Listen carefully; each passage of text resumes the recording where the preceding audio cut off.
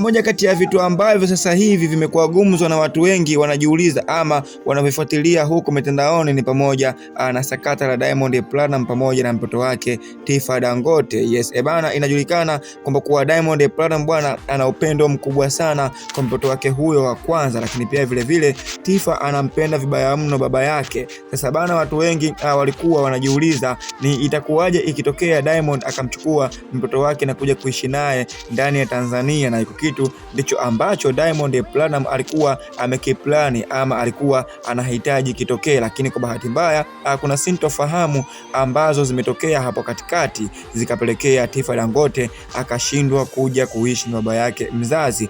Ni vitu vingi vinaendelea sasa hivi na watu wengi wamekuwa wakijiuliza, lakini sasa sisi kuna baadhi ya mambo tumeyapata na tuko hapa kukujuza ama kuhabarisha wewe ili upate kuelewa ni kipi ambacho kinaendelea na ni kipi ambacho kinakuunda kutokea sasa hivi. Diamond amepambana sana na amejaribu juu chini kumake sure anamchukua mtoto wake na aishi naye sasa hivi, kwa sababu inajulikana kwamba kwa Diamond ana mtoto mdogo sasa hivi ambaye amempata na bibi Zuchu, na mtoto huyo ni mchanga, so inaonekana kama vile Zuchu mwenyewe hatoweza kumlea, so plani yao ilikuwa wamchukue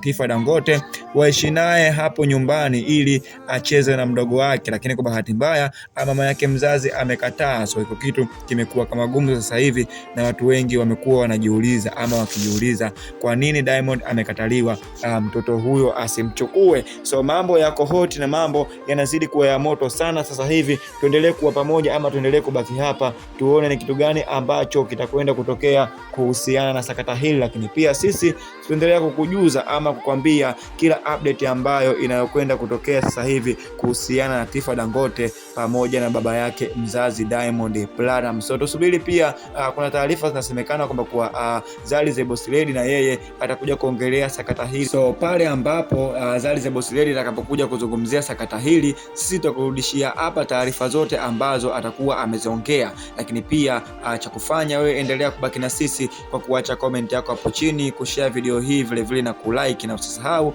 kubonyeza neno subscribe, share, comment na like.